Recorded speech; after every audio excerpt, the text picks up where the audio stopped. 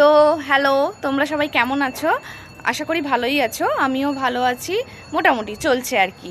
যাই হোক, আজকে একটা ফল এনেছি বাজার থেকে কিনে, আর সেটা অনেক দিন পর দেখলাম, প্রায় 2 বছর পর দেখলাম। এই যে তোমরা চিনতে পারছো, এটা হচ্ছে ফলসা। আমাদের মেদিনীপুরের ভাষায় ফর্সা কুল বলে। যাই হোক, যখন মেদিনীপুরে বেড়াতে যেতাম তখন ছোটোবেলায়, যখন ওই ধরো 4-5 বছর বয়স, তখন পাশের বাড়ি একটা গাছ ছিল, সেখান থেকে পেড়ে খেতাম।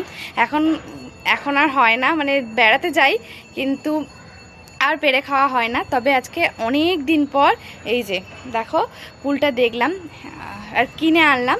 হ্যাঁ, দিদির শ্বশুরবাড়ির কাছে একটা গাছ আছে, দিদি একবার এনে খাইয়েছিল। তবে যাই হোক, ভীষণ ভালো লাগে এই কুলটা। যাই হোক, এটা হচ্ছে ছোটোবেলার স্মৃতি। অনেকে চেনে, অনেকে চেনে না। দাঁড়াও, তোমাদের ফলটা ভালো করে দেখা। এই যে দেখো। যাই হোক, তোমরা কারা কারা খেয়েছো ফলটা জানাবে। দাঁড়াও, এইখানে একটু রাখি ফোনটা আর তোমাদের দেখাই। মানে ফলটা ভীষণ মিষ্টি।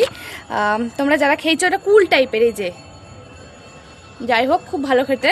আর তোমরা কারা কারা খেয়েছো বা কাদের বাড়ি গাছ আছে বলো। আমাদের এখানে কলকাতাতে তেমন একটা ওঠে না বা পাওয়া যায় না, খুব কম। আজকে বাজারে গিয়েছিলাম, সেখান থেকে এনেছি। 40 টাকা করে শ নিয়েছে, তো আমি 20 টাকার এনেছি। যাই হোক, তা তোমাদের সাথে একটা নতুন, মানে অনেক বছর পর দেখলাম বলে শেয়ার করলাম, প্রায় 2-2.5 বছর পর। কারণ দিদির বিয়ে হয়েছে 2021 সালে, তখন দিদি আমাকে খাইয়েছিল এই ফলটা। তারপর ওদের ওখানে গাছটা কেটে দিয়েছে বা কিছু জানি না, আর ফলটা আনা হয়নি। যাই হোক, এখন পেয়েছি, খুব ভালো লাগছে। তো তোমরা কারা কারা চেনো বলো ফলসা। এই যে ভীষণ মিষ্টি। যাই হোক, চলো টাটা। একটুখানি মানে প্রথম ক্যামেরার সামনে এমন কথা বলতে একটু অসুবিধা হয়, তো তোমরা একটু মানিয়ে নিও। তো চলো টাটা। আর প্রচণ্ড রোদ, তোমাদের ওখানে কেমন গরম পড়েছে জানিও। এখানে অনেক অনেক রোদ। যাই হোক, আমি ছাদে এসে ভিডিওটা করছি, আর এত রোদে দাঁড়াতে পারছি না, মানে প্রচণ্ড গরম।